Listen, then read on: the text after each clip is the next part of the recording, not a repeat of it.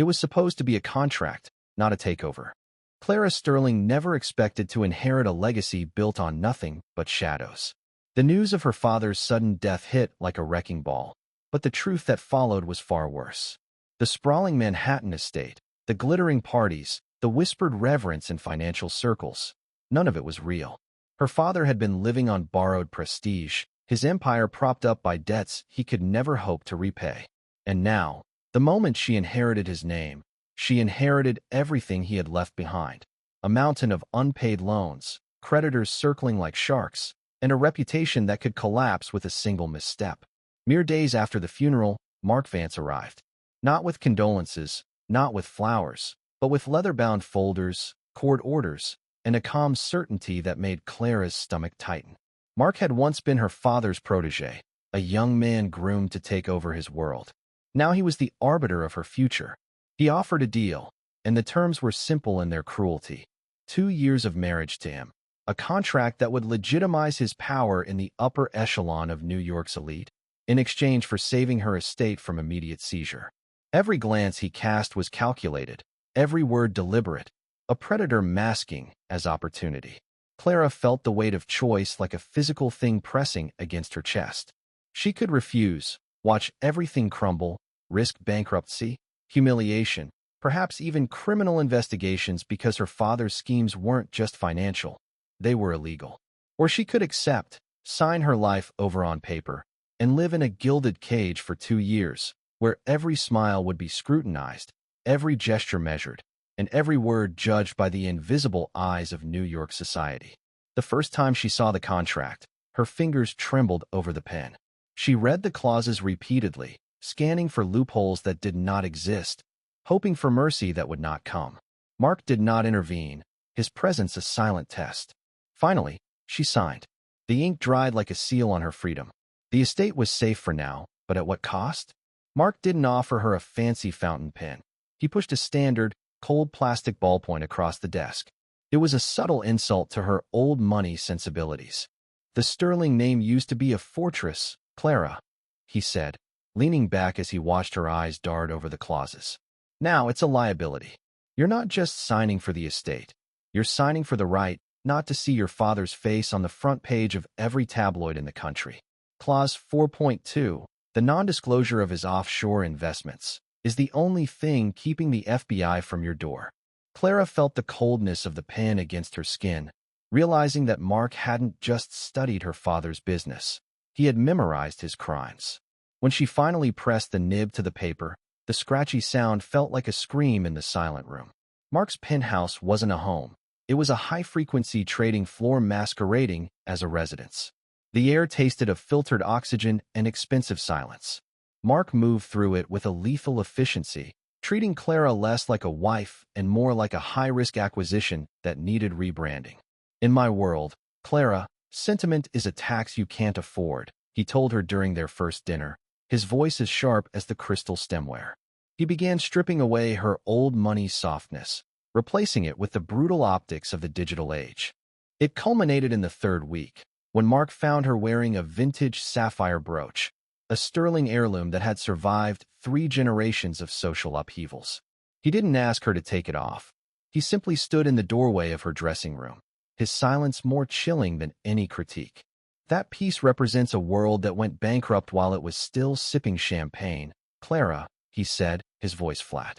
If you walk into the venture capital summit wearing that, they'll see a victim clinging to a sinking ship. They won't see a partner. He walked over, his fingers grazing her collarbone as he unpinned the heavy silver. In this house, we don't wear history. We build it. He dropped the brooch into a velvet-lined box and replaced it with a sleek, minimalist choker of industrial titanium. It felt like a collar, cold and unyielding, but when she looked in the mirror, the softness in her face had hardened into something predatory. She hated him for it, yet she couldn't deny the electric jolt of power that came with the transformation. But as they sparred across marble countertops and boardroom tables, the dynamic shifted. Mark expected a broken heiress he could mold. Instead, he found a woman whose quiet resilience acted as a mirror to his own ruthlessness. Her refusal to flinch at his coldness didn't just irritate him, it fascinated him. By day 5, the The silent evaluations in the hallway weren't about etiquette anymore. They were about the dangerous, unspoken friction of two equals realizing they were trapped in the same cage. She felt trapped, yes, but not entirely powerless. She had her wits, her observations, and the knowledge that while Mark controlled the contracts and the immediate finances, he could not control what she knew, what she saw, or what she might decide to do.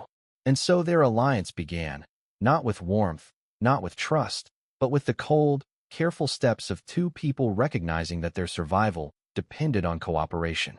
She had entered a marriage designed as a tool for his power, a shield for her inheritance. But already, in the quiet moments between meetings and dinners, she saw the cracks in the facade, the sparks of humanity that might yet turn this bargain into something more than strategy. Clara Sterling's life had collapsed into a calculated compromise, but she was alive, still standing, still capable of choosing how far she would bend, how much she would endure, and whether, in this gilded cage, she could find a way to remain herself. The game had begun. The stakes were everything, and the players were already circling. Living in Mark's penthouse was like inhabiting a world that was designed to impress, intimidate, and control all at once. Every surface gleamed, every chandelier reflected perfection, and every servant or assistant moved with quiet precision, as if they were extensions of his will. Clara felt like an intruder in someone else's kingdom, a relic of a past that had no place in this hyper-calculated present.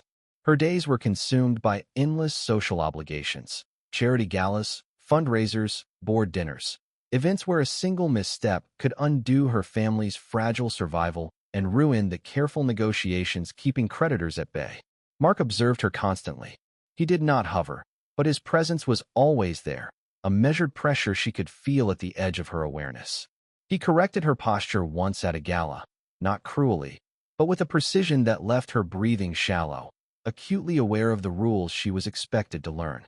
Yet despite his control, Clara noticed glimpses of something human beneath the surface. The way his eyes lingered on acts of kindness, the subtle frustration when a social engagement wasted his time, the rare humor he allowed in private conversations. She began teaching him about nuances of old money etiquette, the history behind toasts, the unspoken meanings of table manners, how to navigate conversations that were as much about power as about pleasantries. In return, he taught her the language of leverage, the code of digital finance, and the ruthlessness needed to survive in the modern world. It was a tense education, filled with subtle sparring and wordplay. Every lesson was a test, and every observation a challenge. Amid the formalities, something unexpected began to form. They started noticing the scars on each other, both visible and hidden. She saw the tightness in his jaw, the restless energy in his hands, the way he clenched his fingers when he considered unpleasant truths. He saw her hesitation, the flicker of fear when discussing her father's failings, the quiet intensity in her gaze as she evaluated situations and people. Slowly, admiration mingled with attraction. He respected her resilience. She respected his intelligence and the rare glimpses of vulnerability he could not completely hide. And yet, the cage remained. Every moment of closeness was calculated, every smile weighed against 1,000 possible interpretations. She could not forget the contract, could not forget that her presence in his life was both a shield and a shackle. For Mark, every act of kindness toward her was a compromise in strategy. For Clara, every insight into him was a potential vulnerability to exploit. Neither could fully relax, but the friction between them began to generate something like warmth, a careful heat that neither admitted aloud. The days blurred. Board meetings ended with whispered corrections. Social events stretched into nights where she learned to anticipate every subtle signal of approval or disdain. Yet in the small moments, watching the city from his balcony, sharing late-night coffees, exchanging guarded jokes, something fragile and dangerous began to take root. A recognition that perhaps, despite the terms, despite the contract, they were beginning to matter to each other in a way that went beyond obligation. It was in these moments that Clara realized the golden cage was more than her prison. It was a crucible. Every insult, every correction, every calculated move forged a new understanding, a new resilience. She was learning not just to survive, but to navigate a world that demanded performance, poise, and careful calculation.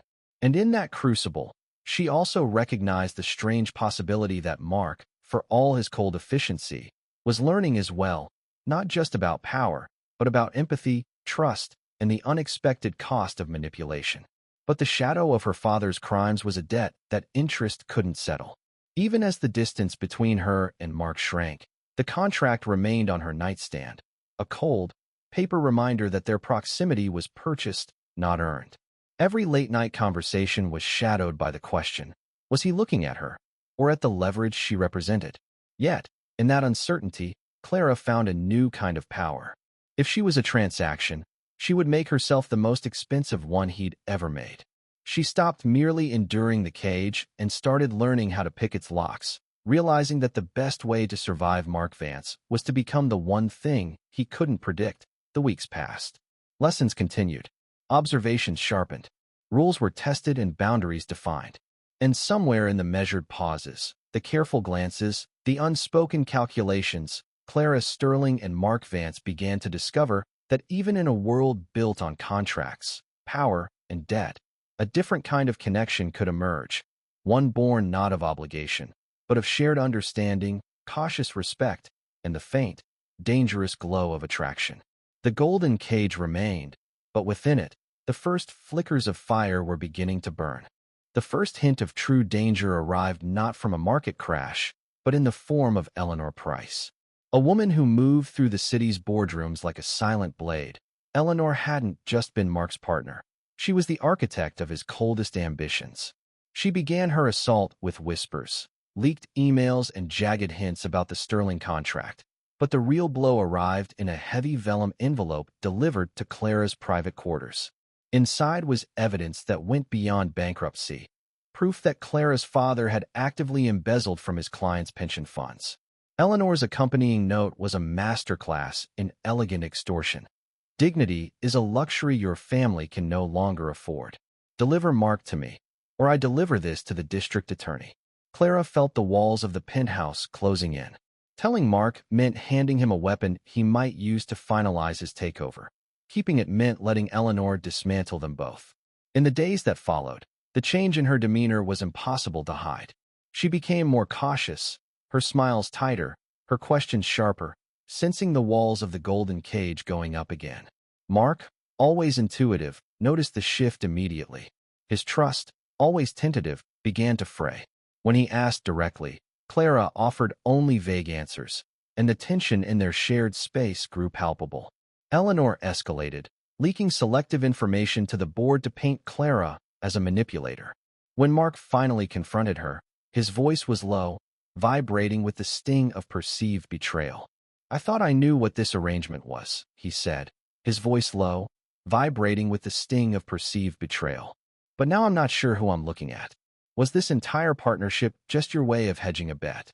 Clara felt the ground shift. Her silence, meant to protect them, was now the very thing tearing them apart.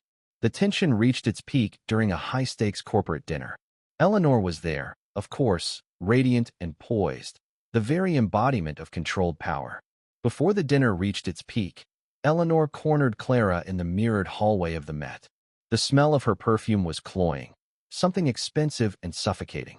You look beautiful in those diamonds, Clara. Too bad they're technically evidence, Eleanor whispered, her smile not reaching her eyes. She reached out to adjust Clara's necklace, her fingers lingering a second too long near her throat. Mark thinks he's playing a game of chess, but he's always had a weakness for broken things. Don't mistake his protection for affection. To him, you're just a distressed asset he's trying to flip. Give me the folder, and I'll let you disappear with enough dignity to start a new life. Keep it, and I'll make sure the world knows exactly how much blood is on the Sterling hands. When Clara emerged from the hallway after the encounter, her skin felt crawled where Eleanor's fingers had touched her. She found Mark waiting near the entrance to the ballroom, his eyes immediately locking onto the slight tremor in her hands. He didn't ask what happened. Instead, he steered her toward a secluded alcove behind a wall of white orchids. He took her hand, his thumb pressing firmly against her pulse point. Your heart is racing, Clara. Eleanor has a habit of overplaying her hand when she smells fear. He leaned in closer, his breath warm against her ear, creating a bubble of dangerous intimacy amidst the roar of the gala. Whatever she told you, remember, she's a ghost of my past. You are the reality of my present. Don't let her occupy space in your head for free. He reached out, his hand lingering on the back of her neck for a second longer than necessary. She subtly referenced the leaks, directing glances, planting doubts, whispering questions that no one else could hear. Clara felt cornered, every move scrutinized, every word weighed. Mark's attention flickered between loyalty, anger, and the faint spark of what they had been building together. It was in the quiet of the night, after the dinner, when Clara and Mark finally faced each other in private. No social rules, no corporate eyes, no audience, just the two of them, standing in the tension-filled silence of the penthouse suite. Clara handed him the envelope. His eyes skimmed the documents, absorbing the weight of her father's misdeeds and Eleanor's manipulations. For a long moment, he said nothing. Then, finally, he looked at her. The anger was still there, but beneath it was something else, recognition. Recognition that her actions were not calculated against him, but for her own survival, for justice in a world that had never been fair to her. He realized that Eleanor's game had been to isolate her, to make her doubt herself, and to fracture any alliance they might have formed.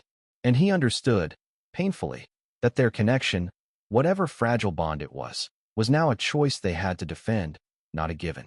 Mark spoke quietly, almost to himself. This was meant to be a weapon, a marriage for leverage.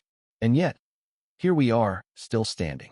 He paused, then added, we can't let her win. Not her. Not us. Clara nodded, relief and fear mingling. The battle lines were clear. Eleanor's shadow loomed, but for the first time, they faced it together. The golden cage was no longer just a prison. It was a battlefield, and they were no longer pawns, but partners in the fight. The game had shifted. Now, every move would count. Every conversation, every appearance, every strategy was a step toward survival or ruin. And somewhere in the midst of the strategy, the anger, and the fear, Clara realized that she and Mark were beginning to understand one another in ways that neither contracts nor threats could dictate. Trust would be earned, but it could also be a weapon. Love, if it existed, would have to survive the war. And the war had only just begun. The morning of the board meeting, the penthouse was suffocatingly still. Mark stood by the floor-to-ceiling window, staring at the gray spine of the city. He didn't look like a man about to win. He looked like a man who had finally realized that the price of his empire was the very woman standing behind him. He turned as Clara entered, dressed in a sharp, charcoal gray suit that echoed his own. He walked over and, for the first time, adjusted her lapel with a gesture that wasn't about control, but about solidarity. They're going to try to shred your name, Clara. They'll call you a complicit heir to a criminal legacy. He leaned down, his forehead nearly touching hers. But remember, I didn't choose you for your father's name. I chose you because you were the only one who didn't blink when the world fell apart. Today, we don't just survive. We take the throne. Clara felt a cold, sharp clarity settle over her. She wasn't just his wife on paper. She was the second half of a devastating mechanism. The tension between Clara and Mark had been building for weeks, a fragile lattice of mistrust, attraction, and shared survival instincts. Yet nothing could have prepared them for the revelation that would test the limits of their alliance. Eleanor had overplayed her hand, or perhaps underestimated the resilience of her opponents. The evidence of her own financial manipulations, embezzlement, falsified documents, secret offshore accounts, surfaced through a chance discovery by Clara, who had been quietly piecing together every fragment of information she could access. The breakthrough didn't happen in a boardroom, but at 3 a.m. in Mark's private library. While Mark slept, Clara had been obsessively cross-referencing her father's old ledgers with the leaked emails Eleanor had sent. She noticed a recurring shell company, Silver Lining Holdings. It had been the primary recipient of her father's embezzled funds, but the digital trail didn't end with her father. It looped back. Eleanor hadn't just been Mark's partner. She had been the silent architect of the Sterling collapse, skimming off the top long before her father died. Clara felt a surge of cold adrenaline. She wasn't just a victim of her father's greed. She was the witness to Eleanor's betrayal. She stayed up until dawn, mapping the flow of capital until she had enough to hang Eleanor with her own rope. The precision of the theft was breathtaking. Eleanor hadn't just stolen money. She had used silver lining holdings to create a series of synthetic credit defaults that triggered exactly when her father was at his most vulnerable. It was a slow-motion execution. Clara traced the IP addresses of the offshore servers back to a private domain registered under Eleanor's maiden name, a rare slip-up from a woman who prided herself on being invisible. Clara realized that every advice Eleanor had given her father was a calculated push toward the edge of the cliff. The deeper Clara dug, the more she saw that Mark had been a target too. Eleanor had been positioning herself to inherit the wreckage of both empires. Suddenly, the predator became the prey. Mark, initially furious at the perceived betrayal by Clara, had to reassess. Every instinct told him to act with calculated aggression, to strike at Eleanor with the full force of his corporate leverage. But as he studied the documents, as he traced each misstep and fraud, he realized that Clara's intelligence and careful observation had been the key to unraveling Eleanor's schemes. Her vigilance, her persistence, her unwillingness to bend or yield in the face of threats. These were not weaknesses, but strengths. And for the first time, Mark saw her not just as a contractual obligation, but as an indispensable partner in survival. The boardroom was a clinical theater of high-stakes judgment. Clara stood at the head of the mahogany table, her father's stolen legacy weighing heavy in her hands, but her voice didn't waver. As she laid out the proof of Eleanor's own financial manipulations, the embezzlement and secret offshore accounts Clara had meticulously traced, the air in the room grew thin. She didn't just expose a rival. She performed a public autopsy on her family's prestige. "My father built a house of cards," she told the board, her eyes locking onto Eleanor's fading composure. "But Eleanor Price tried to set it on fire while we were all inside. I'm here to settle the debt." Beside her, Mark didn't interfere. He sat with his hands steepled, a silent predator who had finally found a partner he couldn't intimidate. Eleanor attempted a final act of intimidation, suggesting that the Sterling name was too toxic to save. But Mark interrupted, his voice calm but firm, refusing to let her fracture their alliance. When the vote was called, it wasn't just Eleanor who was purged, it was the old way of doing business. Later, as they walked through the rain-slicked streets of Tribeca, the contract felt like a relic from a different life. The 2-year term was technically over, the debt erased, but the bond remained, tempered in the heat of the boardroom. Mark stopped beneath the glow of a street lamp, his sharp features softened by something that looked dangerously like humility. "You realized you were the most expensive transaction I ever made," he said quietly. Clara smiled, her fingers intertwining with his. "No, Mark. I realized I was the only one you couldn't afford to lose." They had dismantled an empire to build a sanctuary. The golden cage hadn't just opened. They had repurposed its bars to reinforce the foundation of a new dynasty, one built not on inherited shadows, but on the brutal, beautiful transparency of choice.